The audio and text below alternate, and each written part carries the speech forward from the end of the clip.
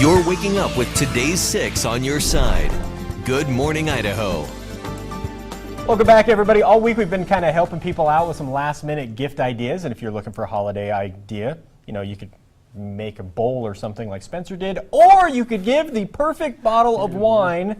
Trevor from Bodovino is here, joining us live in studios. Thank you so much for coming in. Thanks for having me. You're on the radio all the time. I hear you talking wine. We thought we'd bring you in and show some people. You know, I know a lot of people, it's the easy thing to do. You just head over to the supermarket, grab a bottle of wine, take it, put a bow on it, and hand it to somebody. Yeah, they can head to Bodovino, actually. You could do that as well. Is there specific things that people should be looking for? Yeah, well, I had a couple ideas for this morning. Yeah?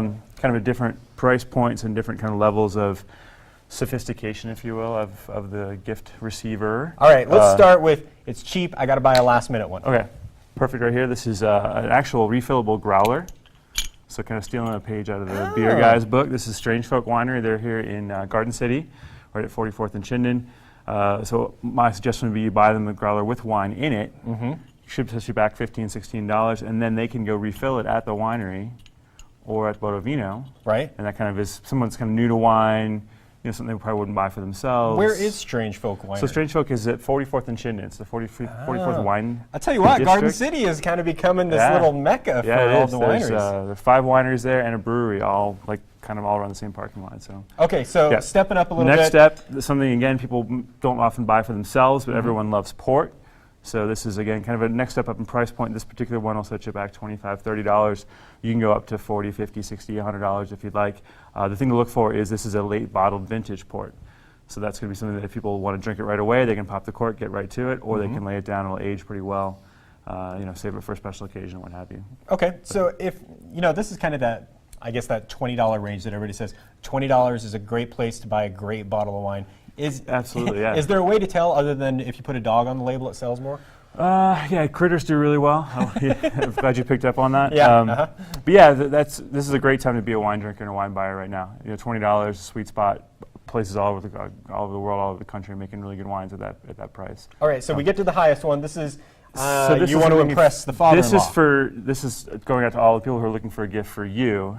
That's right. This is a very exclusive. This is a wine called Osame. It's the product of Heidi Barrett, who's known for the Screaming Eagle, kind of the original cult California cab. They only make about 300 cases of this. A bottle of this runs, so super exclusive. Fits into that kind of California cult model. This would be for the collector, the experienced palate like your own.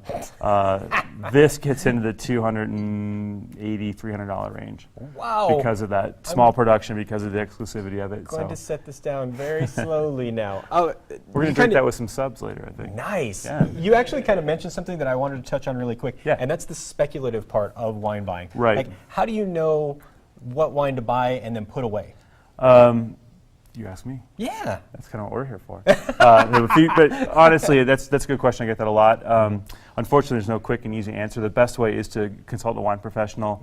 There's tons of stuff online, Wine Spectator, Wine Advocate. So for the most part, it's kind of a word of mouth thing. Yeah, there are people whose job it is to sort of track the auction sales and track the different vintages and things like that. So it's best to kind of, if you're going to spend that kind of money, get some expert advice. All right. Trevor's going to join us once again in our 7 o'clock hour because we're going to talk about, you're throwing the big holiday party and you want to serve some wine. What should you serve at the party? We'll have that and more coming up in our Fox show. Don't look at the labels. Oh, sorry. It's a tease. In our last hour, we talked about what you could give for wine, but a lot of people are going to be throwing parties here pretty soon. Yep. Let's start with the big overall. If you're throwing a party, what do you want to serve?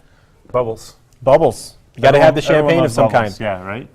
Yeah, so if you want to look like an insider, there's first of all, there's great sparkling wines at all price points from all over the world. If you really want to look like an insider, really want to serve something cool to your guests and not have it break the bank, this is a wine that I brought with me today. It's actually from New Mexico, believe it or not. Interesting. Gruet, yes. I didn't even know that they did grapes in New Mexico. It's crazy. It's 2 French brothers, sons of a famous champagne maker. They came over to the States looking for a place to make sparkling wine.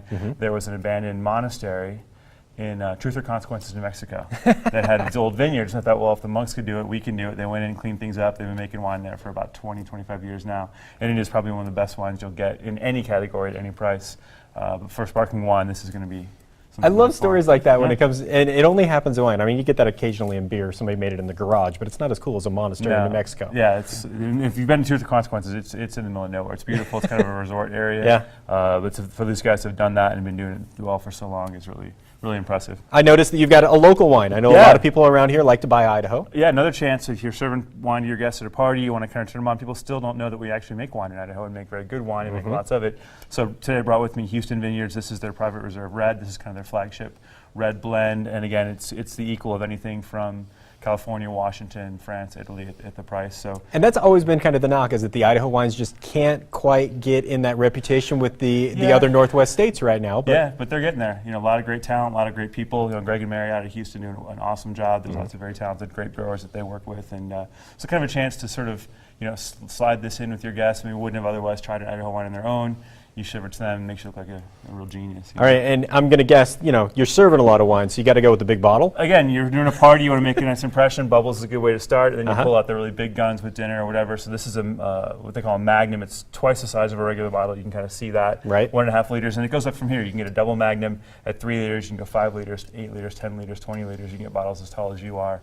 Probably a little difficult to handle at a party, Yeah, but yeah, something that'd be like a little this- hard to tip back, I think. Well, you know, you get a couple I could get some friends. help. Yeah, you get some friends over, but this, as I said, this is the one I had to bring with me today. This is a Beaujolais from France from a producer called La Pierre. This is Morgon, which is an area in Beaujolais. But really, anything in this size bottle, I think, makes a nice impression. Goes on the table, you know, makes a big splash for your party. All right, as always, you want more information, you can check this segment out on our website a little bit later, or you can drop into Bodovino and visit with Trevor as well. Thanks so much for coming in. Thanks for We having me, appreciate Jay. it. Appreciate it.